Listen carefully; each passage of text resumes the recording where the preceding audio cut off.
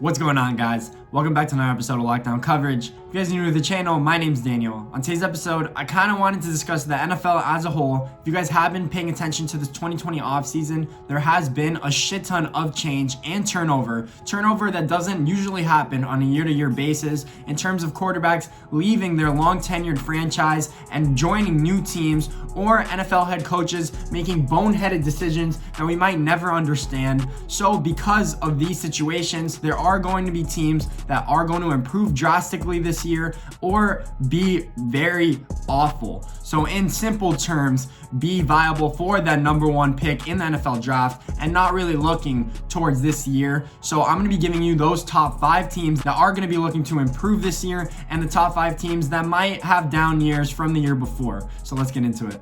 And my 5 teams that are in position to have down years this year, starting at number 5, is the New England Patriots. New England Patriots obviously lost the best quarterback of all time, in my opinion. I think in most people's opinions and eyes, Tom Brady leaving to the Tampa Bay Buccaneers is probably the biggest change this year in the NFL. No one thought that he would officially leave until he actually left. Now New England is stuck with Jarrett Stidham and Brian Hoyer as their potential starting quarterbacks. I know that they have big Bill Belichick and one of the best head coaches of all time, but we'll see what kind of magic he could actually work in Foxborough. If it doesn't work out properly, I think they could have a really bad year in terms of 3 or 4 wins as a whole. Even though their defense is really respectable, their offense is lacking key pieces all around, especially at the wide receiver position and tight end position. I think that's why they drafted 2 tight ends, because they need to find a viable option for Rob Gronkowski that they didn't find last year when they had Tom Brady. At number 4 on this decline list, I have the Carolina Panthers. And even though Carolina didn't have Cam Newton last year and they did struggle as a whole as well, and going out to sign Teddy Bridgewater, I don't know how much of a drastic change that's going to be for Carolina. He did play really well with the Saints, but that's in a Sean Payton offense in which he had one of the best offensive lines, Michael Thomas, Alvin Kamara, a whole bunch of weapons. Let's see what he could do. He has Christian McCaffrey. They do have DJ Moore and a respectable wide receiver group. We'll see if Teddy Bridgewater is the real deal. If not, I actually anticipate them to do really bad. They do have a new system that they do have to implement, and they don't have much time to do it. With all the coronavirus news that's going around, the NFL will not be able to participate in mini camps. Therefore, they're going to have a much harder time implementing the scheme. So I think Carolina is in trouble this year, but we'll see if Teddy Bridgewater can surprise people.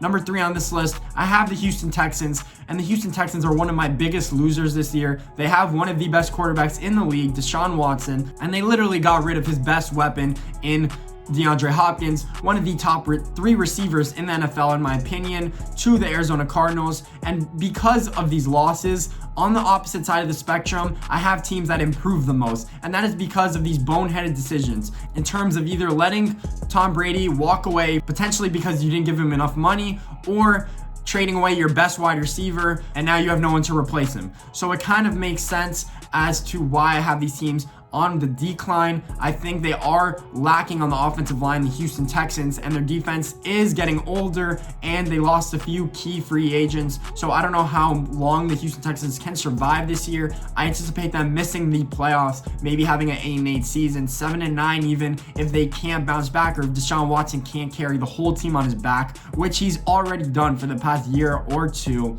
Number 2 on this list, I have the Jacksonville Jaguars.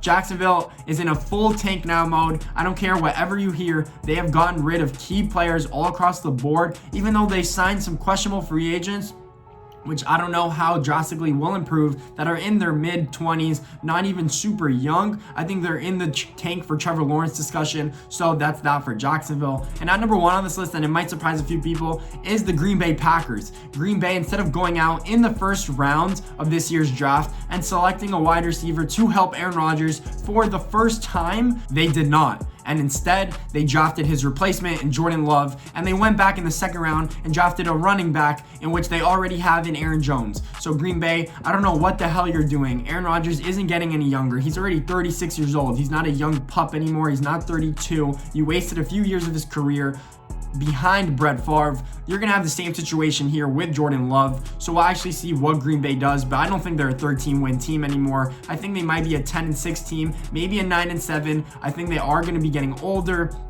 Their defense did play really good last year. We'll see if they can keep it up. But if not, I don't anticipate them winning more than 10 games in my opinion. And now I want to move on to my improved teams, my five most improved teams going to the 2020 season. And at number 5, I have the Pittsburgh Steelers. And Pittsburgh didn't improve that much. Their defense was already stout. I think they have a top 5 defense in the NFL. But the biggest change is obviously Ben Roethlisberger coming back. We'll see if he could revitalize into his old self. I think that he's training. I think he's doing everything he can to make himself look like the Big Ben of old. If he could actually be 85% of Ben Roethlisberger, then I think they could go to the playoffs because that defense is so good, because they have Juju Smith-Schuster and they have James Conner and a decent cast around Big Ben.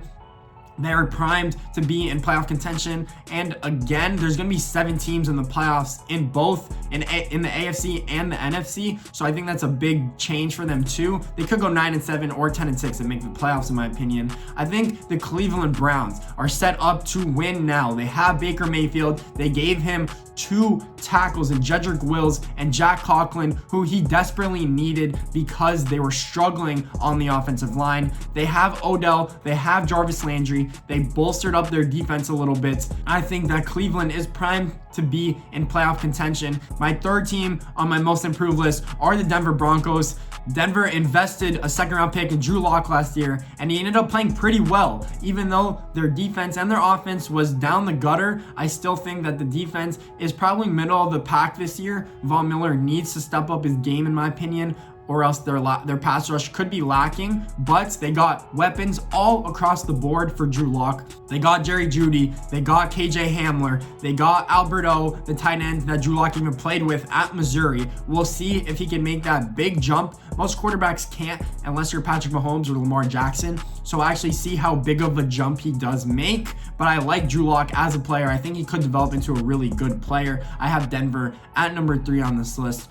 At number 2 on my most improved list, I actually have the Tampa Bay Buccaneers. Comes to no surprise here. They probably have the best offseason just because of Tom Brady. Tom Brady has a solid 2 years left. What he signed his contract for, I still think that he could get it done, especially with Chris Godwin and Mike Evans.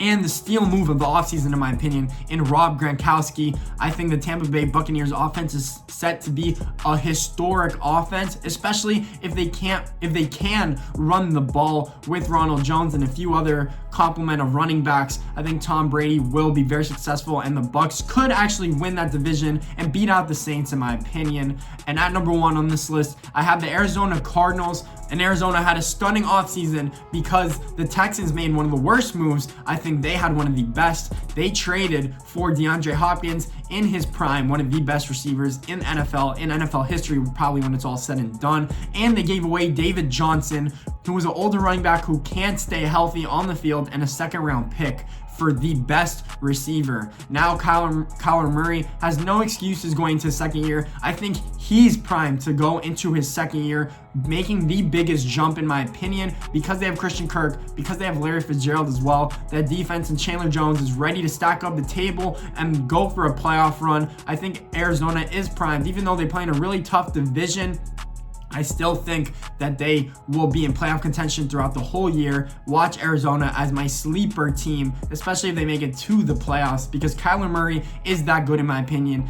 Even though the offensive line might struggle to hold up, I still think that they could get that solidified. And if they do, watch out for Arizona. I'm telling you guys right now. If you guys like this video, please make sure to leave a thumbs up and subscribe. I'd really appreciate it. More videos like this to come as the season gets closer. Even though it's been kind of dry lately, I'm giving you guys whatever I got. Thanks for watching.